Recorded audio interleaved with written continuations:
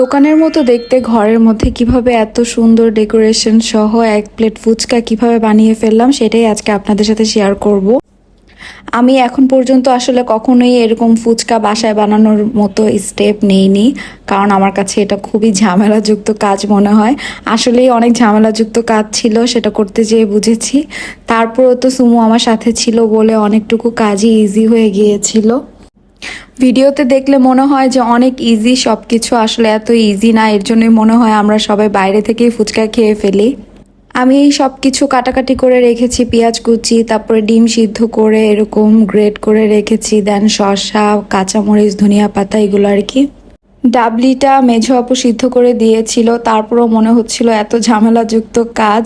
কিন্তু সবচেয়ে বড় কথা, এত কষ্টের পর আপনার ফলটা যখন ভালো আসবে তখন আসলে worth it মনে হবে সব কিছু। তো সুমু এখন ডাবলিটাকে প্রিপেয়ার করে নিচ্ছে। ডাবলি আর আলু সিদ্ধ করে আমরা একটু ম্যাশ করে নিয়েছিলাম। দেন হচ্ছে পেঁয়াজ কুচি, শসা কুচি, তারপরে কাঁচামরিচ, চিলি ফ্লেক্স, তারপর হচ্ছে 2 ধরনের টক ছিল, ওইগুলো একটু একটু করে দিয়ে দেন ভালো করে মাখিয়ে নিবে। আর টক দুইটার কথা কি বলবো, অসাধারণ হয়েছিল। টক দুইটা সুমু বানিয়েছিল। একটা ছিল পুদিনা পাতা আর ধনিয়া পাতার টক, ওইটাকে ব্লেন্ড করে বানানো হয়েছে। আর এটা হচ্ছে তেঁতুলের টক। আসলে টক যদি ফুচকার মধ্যে মজা হয়, তাও আপনার ওই ফুচকার সব কিছুই মজা লাগবে। আসলে কয়েকদিন ধরে এত বেশি ফুচকা খেতে ইচ্ছে করছিল, আর এখন বিভিন্ন নিউজের কারণে আর বাইরে যেয়ে ফুচকা খেতে ইচ্ছা করে না, রুচিতেও আসে না সত্যি কথা বলতে। তো এটার জন্য বাসায় বানানোর এই স্টেপ নেওয়া। আর এভাবে করে বাসায় মাঝে মাঝে ফুচকা বানিয়ে আসলে খাওয়া যায়, যদিও একটু কষ্ট হয়। আর মজার জিনিস খেতে গেলে তো আপনাকে একটু কষ্ট করতেই হবে, এটাই স্বাভাবিক। তো সব কিছু একসাথে মাখানো হচ্ছিল, দেখুন দেখতে কত ইয়ামি লাগতেছিল।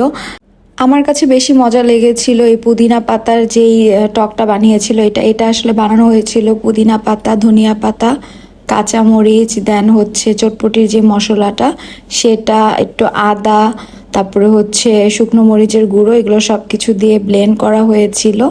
তারপর সাথে একটু চিনিও দেওয়া হয়েছিল, লবণ, চিনি, এগুলো আর কি। তো আপনারা ইনগ্রিডিয়েন্ট যত বেশি দিবেন তত বেশি মজা হবে। লাস্টে একটু বিট লবণ তো লাগবে, যেহেতু চটপটি বা ফুচকা বলে কথা, বিট লবণ ছাড়া তো হবেই না। এটা যেহেতু একটা ঘন একটা মিক্সচার ছিল, তো এখানে এটার সাথে আমরা পানি অ্যাড করে নিয়েছি আর একটু বাড়ানোর জন্য, কারণ এত ঘনটা হয়তো ভালো লাগবে না। তো তেঁতুলের টকটাও একটু মিক্সড করে নিয়েছি। দেন হচ্ছে আমরা আরেকটু করে হচ্ছে পানি দিয়ে, বরফ দিয়ে এটাকে আরেকটু মজাদার করব। আর এই টকের রেসিপিটা শেয়ার করার মূল কারণ হচ্ছে এটা সবচেয়ে বেশি খেতে মজা হয়েছিল এই জন্য। আমার কাছে আমাদের দেশের ফুচকাগুলোই বেশি মজা লাগে।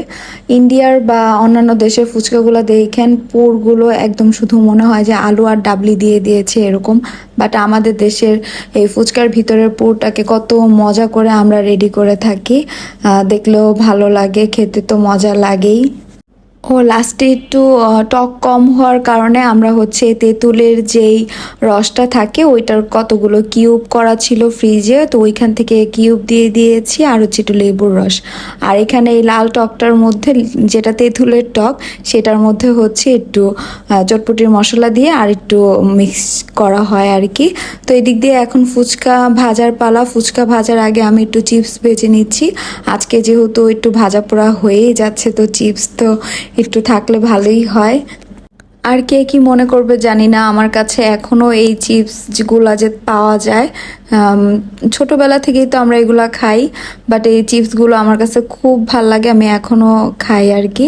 তো এই দিক দিয়ে আমি ফুচকাগুলো ভেজে নিচ্ছিলাম। আর এই ফুচকাগুলো এত বড় বড় হয়, মাশাল্লাহ দেখুন কত বড় হয়েছিল। একটা ফুচকা খেলেই মনে হয় একদম মুখ ভরে যায়। তো এই দিক দিয়ে ফুচকাগুলো ভাজতে ভাজতে ওই দিক দিয়ে পুর সব কিছু রেডি হয়ে গিয়েছিল। তো আমি টেবিলে হচ্ছে সব কিছু একসাথে আপনাদেরকে একটু দেখিয়ে দিচ্ছি আজকে কি কি রেডি করা হয়েছিল। এতক্ষণ ধরে অনেক কিন্তু কষ্ট করে ঘেমে টেমে গরমের মধ্যে অনেক কাজ করা হয়েছিল, বাট সর্বশেষে যখন ফুচকাগুলো খাওয়া শুরু করেছি সব কষ্ট মনে হয় ভুলে গিয়েছি। সব কিছু এত পারফেক্ট হয়েছিল আর এত মজা হয়েছিল, কেন জানি অরুচি আসে নাই। বাইরের ফুচকা যেমন এক প্লেট খেলেই আর খাওয়া যায় না, বাট বাসায় বানানো ফুচকাটা আপনারা ট্রাই করবেন। এটা আসলে অভুক্তি আসে না, অনেকগুলোই খাওয়া যায়, আবার এত অস্বাস্থ্যকর না। আর এই তো আমি এখানে একটু প্লেটিং করে ফেলেছি, একদম দোকানের মতো দেখতে কত সুন্দর লাগছে। আর এই প্লেটটা আমি আমার জন্য সাজিয়েছিলাম, কারণ দেখতে সুন্দর হলে আমার কাছে খেতেও মজা লাগে, আর তো ভিডিও করতে তো আরও বেশি ভালো লাগে। এখানে আমি তেঁতুলের টক দিয়ে এটা সার্ভ করেছিলাম, তারপরে হচ্ছে এখানে হচ্ছে একটু টক দিয়ে আমি এখান থেকে খাওয়া শুরু করেছিলাম। ফুচকা জিনিস এতক্ষণ সাজিয়ে কি অপেক্ষা করা যায় আপনারাই বলেন। তো এতক্ষণ অনেক বক বক শুনলেন, আমার আজকের ব্লগটা একটু বেশি বড় হয়ে গিয়েছে। আপনারা আশা করব এটা এনজয় করবেন। আপনাদের কাছে যদি ভালো লেগে থাকে আমাকে কমেন্ট করতে পারেন। আপনাদের প্রত্যেকটা কমেন্ট আমার জন্য অনেক বেশি ইম্পর্টেন্ট। ভালো থাকবেন সবাই, আমাদের জন্য দোয়া করবেন। আল্লাহ হাফেজ, আসসালামু আলাইকুম।